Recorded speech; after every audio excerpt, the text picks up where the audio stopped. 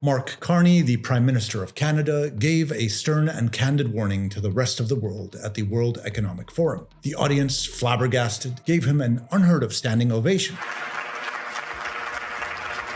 Western nations felt proud of this courageous leader who was telling it as he so expertly and clearly saw it, the condition of a new world order. What has been your reaction to Prime Minister Mark Carney's speech in Davos? I thought it was an extraordinary speech, one for the ages. It was a remarkable speech by a Canadian Prime Minister. A watershed moment in global diplomacy. Going back to the Prime Minister of Canada, extraordinary speech that he made at Davos. News channels, anchors, op-ed writers, and other media personalities lauded his well-articulated and brave speech. From a Western point of view, this was a new and daring step in confronting legacy hegemony and an imminent dawn of a new world order.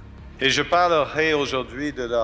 I will talk about a rupture in the world order, he says, the end of a pleasant fiction and the beginning of a harsh reality. Now, it's the World Economic Forum, so not only Western nations in attendance. How would this speech be taken in then by the remainder of the audience, and more specifically, the Arabs present? Would they have felt the same way as did the rest of the West? Such a supposedly landmark moment, a new revelation on the reality and then countered with a new path set forth to attain a new global power equilibrium. It must have stirred their emotions as well, no? I sincerely doubt it. Because you see, for Arabs, nothing new was revealed by Carney. Only the acknowledgement of newer circumstances that shifted some players' roles in the global game out of the group of haves to that of the have-nots. But I must say, one quote within his entire speech must have resonated greatly with Arab populations. Because if we're not at the table, we're on the menu. This quote, as uncivilized a world it depicts, is embedded with great truths, suppositions, and judgments. It's reflective of the true nature of the world we live in and raises a deeper question. Who has historically been at the table and who has, in practice, been on the menu? Arabs knew the answer so very well. Arabs over the last century have been a substantial part of the appetizers, the main courses, and the desserts.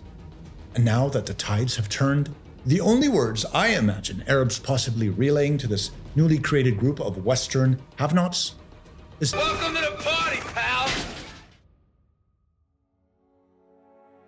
Before we jump into further detail of Carney's attempts to garner global alignment, I'd like to clarify the overall positioning of the players in this video. I'm using Canada as a placeholder here for all Western nations since it was their Prime Minister who made this plea to the world. And because most, if not all, the West greatly applauded his speech. And so I think Canada does represent the West well for the sake of this framing. And in turn, I'm using Arabs as the other placeholder for the rest of the world. I don't think any other group of nations could make a similar claim to have been substantive victims of the injustices of the legacy rules-based order. Carney comes out all guns a-blazing. That the rules-based order is fading. That the strong can do what they can and the weak must suffer what they must. The word fading here suggests that such an order did not only exist, but that a rules-based reality was authentic, applied impartially and objectively at some point throughout the course of the last century. From an Arab perspective, there's nothing new here. The strong and weak have known their position in the world long ago.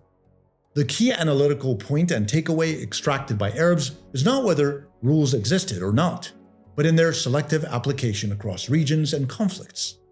There was never really a neutrality or fairness, and stating as much was disingenuous. Carney continues. We knew the story of the international rules-based order was partially false. That the strongest would exempt themselves when convenient. A couple of things here. First, Carney contradicts himself when saying the rules-based order is on a fading path, while at the same time was always partially false.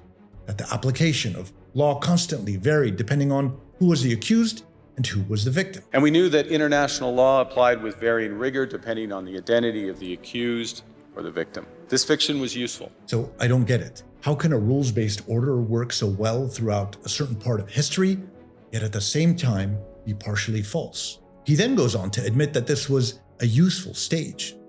Useful for who? For Canada? Was it useful when it was false, or when you benefited from it?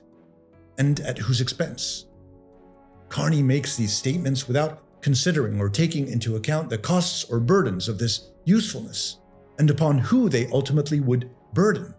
Carney's sense of reality is fairly unclear, but what comes through is that there's a duplicity in his discourse. When looking back prior to the rupture, Carney emanates a nostalgia of good times with rosy pictures and prosperous nations. For decades, countries like Canada prospered under what we called the rules-based international order. We joined its institutions, we praised its principles, we benefited from its predictability. But now, with the shear tearing the Western Bloc into two, he suddenly has a clearer conscience. Again, not of his own choice, but by the shocking reality that he was once part of the in-group and now his nation is part of the out-group. From an Arab perspective, Carney ignores altogether how Canada, Europe, Australia have always been a part of the United States' hegemonic architecture. Only now that the United States has exorcised the rest of their free world capitalist brethren out of their exclusive club, have the new outgroupers begun to raise these newfounded conclusions to the surface. Carney then brings up a real-life example. In 1978, the Czech dissident Václav Havel, later president, wrote an essay called The Power of the Powerless. And in it, he asked a simple question: how did the communist system sustain itself? And his answer began with a greengrocer. Every morning, this shopkeeper places a sign in his window: "Workers of the world unite." He doesn't believe it. No one does. But he places the sign anyway to avoid trouble, to signal compliance, to get along. And because every shopkeeper on every street does the same, the system persists. Not through violence alone, but through the participation of ordinary people in rituals they privately know to be false. Havel called this living within a lie. The system's power comes not from its truth, but from everyone's willingness to perform as if it were true. This example of Carney's is pretty much inapplicable. There's a critical error in his logic with the use of such a story. The shopkeeper in his story knows that this is a lie, but goes along with it. The West, au contraire, with its hegemonic alliance with the United States, always truly believed in their position of supremacy and dominance and acted upon it. When Arabs hear this story, they reimagine Carney's words in a different version. It's the capitalist system that has sustained itself with such behavior. The union of capitalistic Western republics, easily substituting the USSR in Carney's example, who acted methodically to prosper and hold themselves higher while feasting on the rest of the developing world.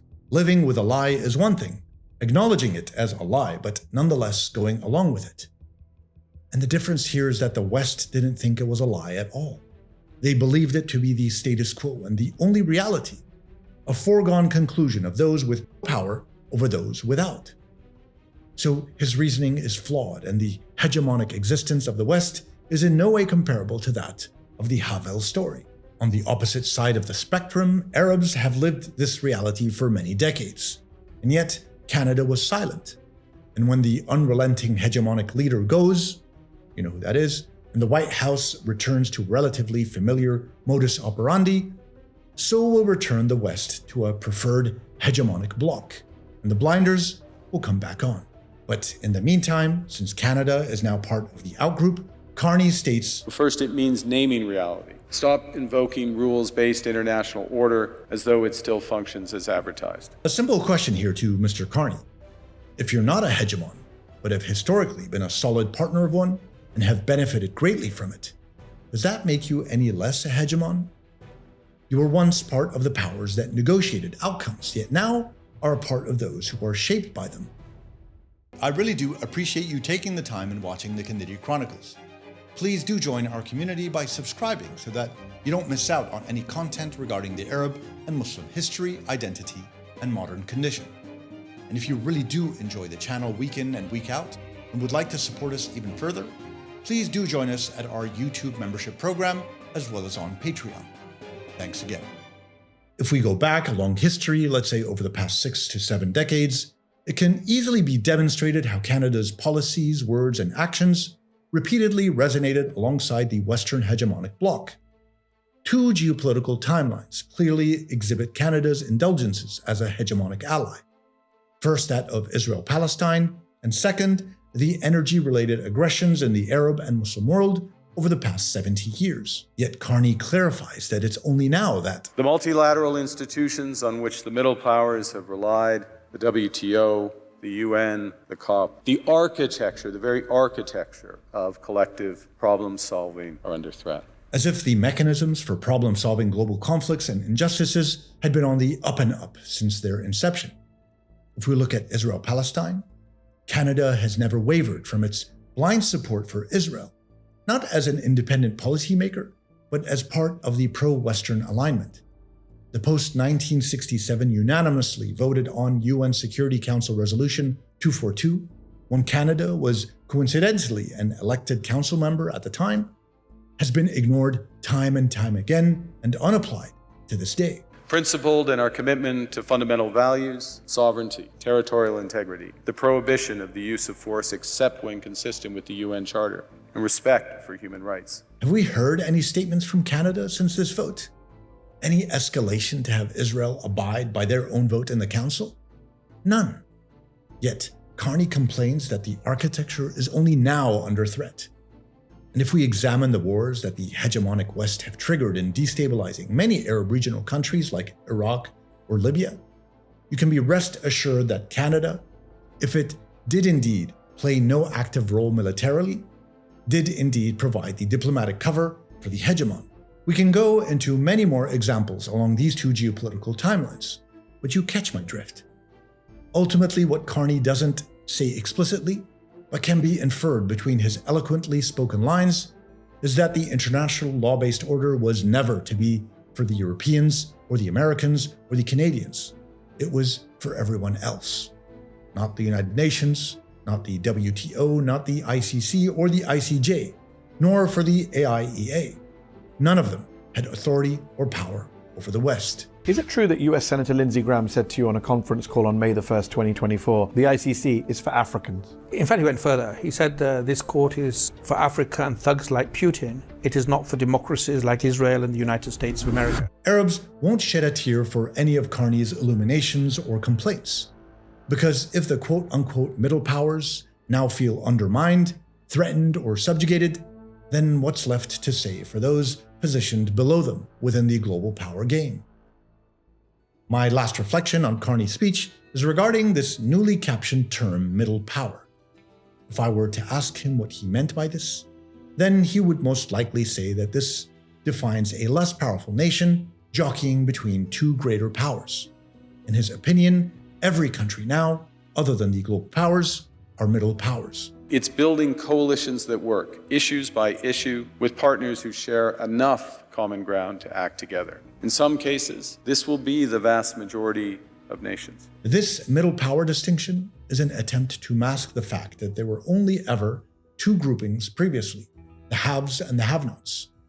The haves were the hegemon and its allies, in this case, the Western middle powers. So we placed the sign in the window. We participated in the rituals, and we largely avoided calling out the gaps between rhetoric and reality. This bargain no longer works. Let me be direct. We are in the midst of a rupture, not a transition. Now that Canada is not one of the haves, he's suggesting a new global structure with updated interrelationships, and thus created a new tier for the leftover nations who used to be part of the hegemon club, but were not superpowers, middle powers. Almost as if he wants to sugarcoat the new reality and introduce a notion of Western vulnerability and victimhood. Such distance from a hegemonic label, unfortunately, doesn't exonerate Canada of the fact that it, by association, caused and condoned all sorts of injustice. At the end of the day, Arabs don't really care much for Carney and his speech. They've heard it all before, seen it, lived it.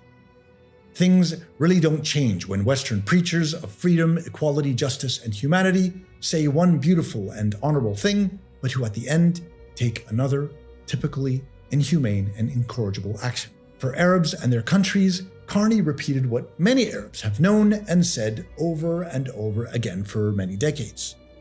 Only Arabs can make themselves more powerful, more relevant, and more of a factor within the global balance of power. The raw capacities are there, no doubt about it. The human capital, the natural resources, all the elements for achieving far greater prosperity and power, except for the will. That seems to not be there, at least not for now. Thinking again, maybe we should give Carney a little more credit, because if anything, his speech did show will. Maybe genuine, maybe not, I'm unsure. But just that alone in this context is so much better, infinitely better, than having no will at all.